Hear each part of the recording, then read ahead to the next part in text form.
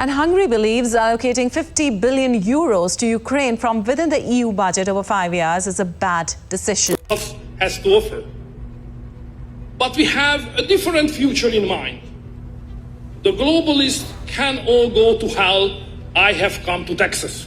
Hello everyone, and welcome back to EU Politics. If you're interested in where Europe is heading, in terms of politics, power, and the very shape of the Union, then hit that subscribe button and follow along, because the developments unfolding across Brussels, Rome, and Budapest may very well reshape the future of the entire bloc.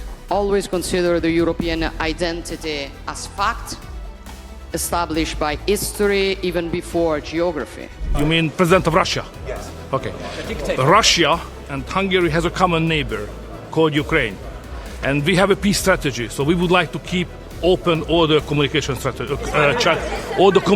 channel. Today's video dives deep. No part-by-part breakdown. No fluff, a straight look at how two of the most controversial leaders in Europe right now, Meloni and Orbán, are steering their countries and influencing the larger fate of the EU.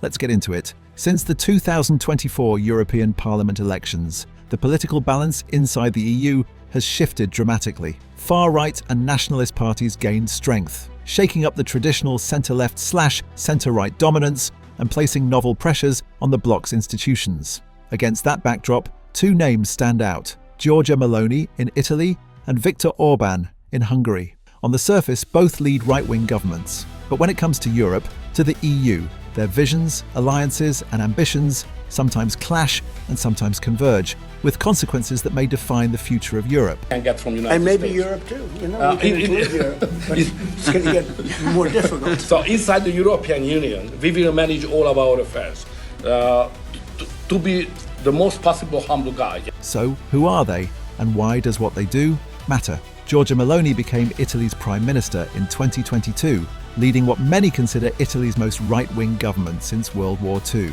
Her rise and her party's resurgence signalled a new era of politics, one where nationalism, conservative values, scepticism of liberal orthodoxy, and a cautious attitude towards some EU policies, especially migration and regulatory frameworks, play a much bigger role. Viktor Orbán in Hungary has been in power for more than a decade. Under him, Hungary has repeatedly clashed with EU institutions over rule of law concerns, democratic norms, media freedom, and judicial reforms. Over time, his government has increasingly adopted a nationalist, sovereignty-oriented, and sometimes pro-Russian stance. Put together, Meloni and Orbán represent, for many, the rising challenge to what the EU once stood for: a union of liberal democracies, shared values, and collective decision-making. But today, the story is even more complex. Orbán's energy gamble, defying Brussels. Just a few days ago, Orbán met with Russian President Vladimir Putin in Moscow, his latest in a series of meetings since Russia's invasion of Ukraine.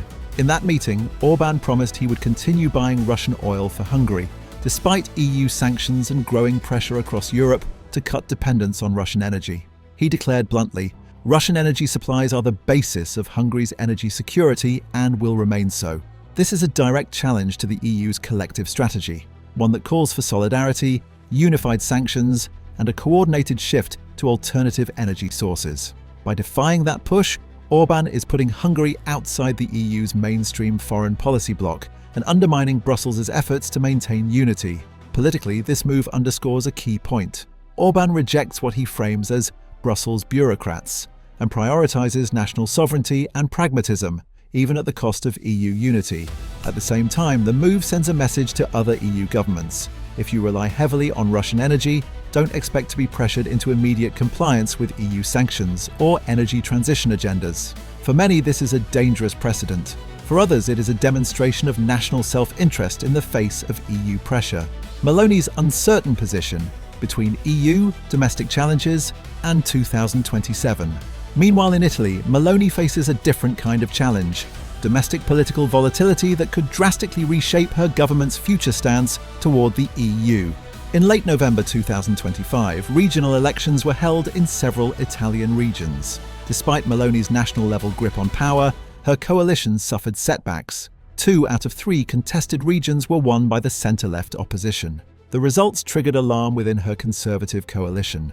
Analysts have suggested this could push Meloni's group to reconsider, possibly softening some of its more hardline positions toward the EU if they want to avoid losing further ground.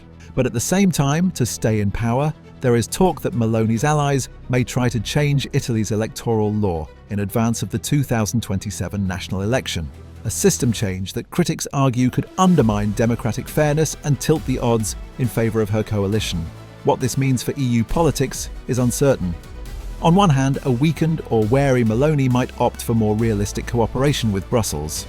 On the other, desperation could drive her to double down, pushing nationalist, Eurosceptic, or anti-immigration policies to regain domestic popularity. In short, Italy under Meloni could flip either way, set between integration or alienation, depending on domestic pressures. Diverging visions, when allies become different paths. Here's where it gets interesting. Even though Meloni and Orbán are often grouped together because of their right-wing credentials, their actions in recent months point to slightly diverging, even contradictory, visions for Europe. Orbán's insistence on maintaining energy ties with Russia, his repeated defiance of EU sanctions, and his statements casting the EU as a threat to national sovereignty make him a kind of sovereign-first nationalist leader, someone who sees the EU as a potential adversary to national interests. Meloni, by contrast, may be more pragmatic. While she shares nationalist and conservative rhetoric, her post-election troubles at home may push her to moderate, particularly if she wants to keep Italy economically stable and not alienate Brussels entirely, which could jeopardise EU funds, trade and Italy's EU standing. Remember, the EU remains a major source of structural funds, trade access and legitimacy for Italy. For many Italians, especially businesses, a hard break with Brussels would bring serious risks. So while Orbán seems ready to challenge the EU directly, Meloni may, intentionally or not, drift toward a middle ground, balancing nationalist instincts with the practical benefits of EU membership. That potential divergence sets up a fascinating dynamic. Once allied leaders who may end up walking very different paths, one leaning toward confrontation, the other toward cautious cooperation, or perhaps internal consolidation first. The stakes, what's at risk for the EU, and why you should care. Why does all this matter? Beyond political intrigue and headlines. Because what happens in Italy and Hungary could reshape the identity, cohesion, and future trajectory of the European Union. Energy and security.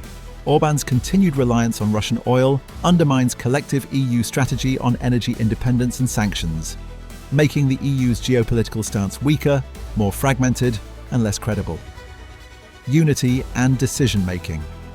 If more member states follow Hungary's lead, using national vetoes or unilateral energy deals, the EU could lose its ability to act as a united bloc. That's a blow to everything from foreign policy to climate policy, migration, defence, economic regulation, democratic values and rule of law, Orbán's past record, judicial reforms, media restrictions, attacks on civil liberties, remains a worrying model.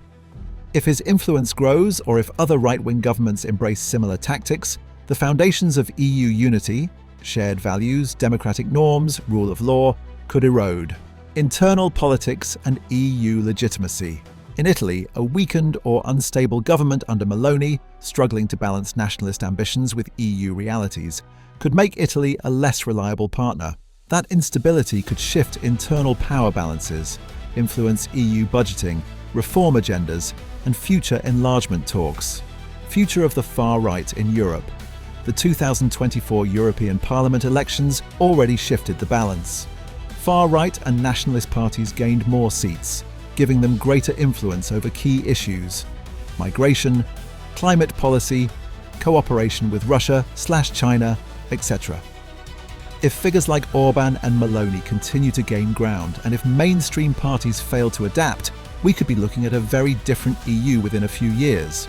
One marked by fragmentation, competing national interests, and weakened collective institutions.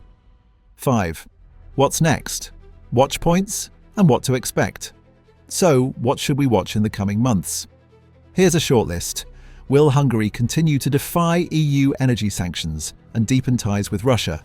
Or will economic game theoretic pressure from Brussels isolate Budapest? How will Italy's right-wing coalition respond to regional losses? Will they try to reform electoral laws or attempt policy shifts to regain popular support? Could more EU member states align with Orbán's sovereignty-first approach, especially those with energy dependence or nationalist-leaning governments? Will the centre-right/centrist parties in the EU find new coalitions to block far-right dominance, or will the far-right wave continue to grow? Most importantly, will citizens across Europe push back? Will democratic institutions, civil society, and public opinion demand a return to EU values, or will populism win the day? To wrap up, here's the bottom line. Europe stands at a crossroads. With leaders like Meloni and Orbán, the old certainties of a unified Europe based on shared values, cooperative energy policy, collective security, and supranational institutions are under serious pressure. But this moment of crisis also brings opportunity. The EU can reform, renew, reinvent itself. Countries can negotiate new terms for sovereignty, democracy, and cooperation that reflect modern realities. What happens next will shape Europe for decades, and that's why it matters to each of us.